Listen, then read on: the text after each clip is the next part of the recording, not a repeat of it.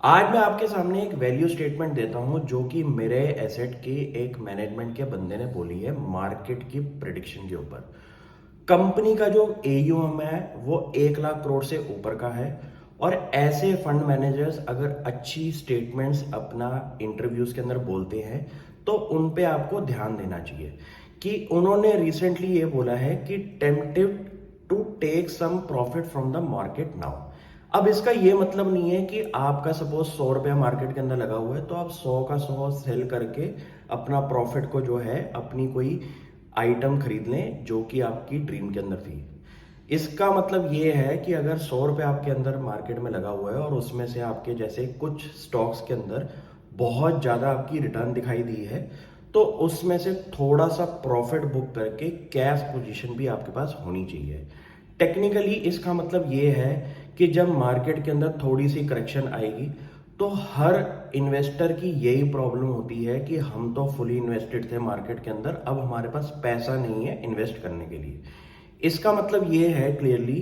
कि आपके पास कैश होना चाहिए कुछ परसेंटेज ऑफ योर पोर्टफोलियो री इन्वेस्ट करने के लिए। अब इसमें अगर डीप डाइव में हम पढ़ें तो सिंपल सी कैलकुलेशन है कि जब मार्केट के अंदर 5-10% का करेक्शन आता है तो आपके वही स्टॉक्स अगर गिरावट में आपको दिखाई दें तो उनमें आप री एंट्री भी कर सकते हैं। री एंट्री का मतलब ये है कि सपोज आपने कोई स्टॉक 10,000 रुपये का इस टाइम मार्केट प्राइस पे उसकी वैल्यू चल रही है तो उसमें से आपका सपोज प्रॉफिट 2,000 रुपये बैठ रहा है तो उसको आप एक टाइम के लिए सेल करें। जब मार्केट में लेट सपोज उसकी गिरावट आएगी 10-20% की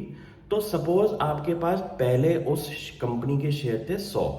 तो आपका टारगेट रहना चाहिए इस एक्टिविटी के अंदर कि आप अपने जो शेयर्स हैं उस कंपनी को लेके उसका टारगेट अराउंड 110-120 क्वांटिटी होना चाहिए। अगर इस स्ट्रेटेजी को आप डीप डाइव में स्टडी करेंगे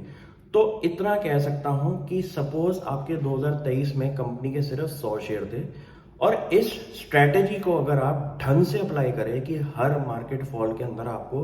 उसको जो सेल करके पैसा आया हुआ है उससे अपनी क्वांटिटी इंक्रीज करनी है तो सिंपल सी एक स्ट्रेटेजी से आपके 100 शेयर जो 2023 में खड़े थे अगले 7 साल के टाइम पीरियड के अंदर कोशिश ये रह सकती है इस एक्टिविटी को अगर आप 5 से 10 बारी करें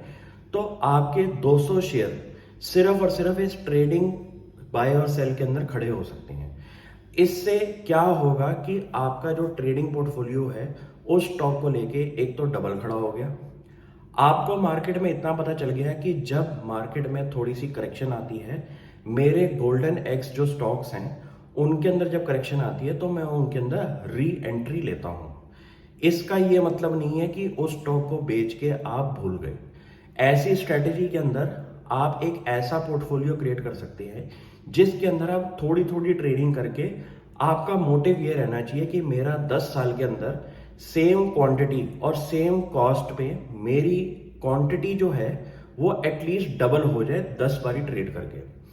ऐसी स्ट्रेटेजीज मैं पिछले 12-13 साल से करता आ रहा हूं और इन स्ट्रेटेजीज के अंदर थोड़ी सी माताबेची होती है लेकिन फायदा जरूर होता है क्योंकि जब भी मार्केट के अंदर 5-10% की करेक्शन आएगी और आपके स्टॉक के अंदर अगर 15% का करेक्शन आया है तो उसमें री एंट्री लेके आप अपनी क्वांटिटी बढ़ा सकते हैं। ये स्ट्रेटेजीज काफ़ी हेल्पफुल है और ऐसे फंड मैनेजर्स की बात सुनने में कोई प्रॉब्लम नहीं है जो कहते हैं कि थोड़ा सा प्रॉफिट बुक करें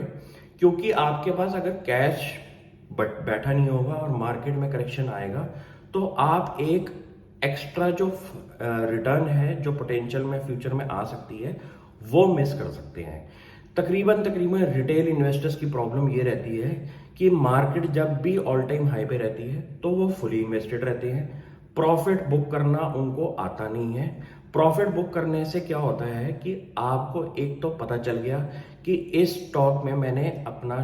कुछ परसेंटेज प्रॉफिट कमाया है और मुझे ये स्टॉक काफ़ी पसंद है based on financial position company की और बेस कंपनी के कॉर्पोरेट गवर्नेंस भी काफ़ी सही है। तो उस स्टॉक को आप अपनी फेवरेट वॉच लिस्ट में डाल सकते हैं कि जब भी इस स्टॉक के अंदर 10-15% का करेक्शन आता है मैं इसके अंदर अपनी क्वांटिटी इंक्रीज करता हूँ। अगर आपका फोकस सपोज 50 कंपनीज का इस टाइम आपका पोर्टफोलियो है और उसके अंदर तकरीबन तकरीबन आपके पास 500 कंपनी का वॉल्यूम पड़ा हुआ है स्टॉक्स का।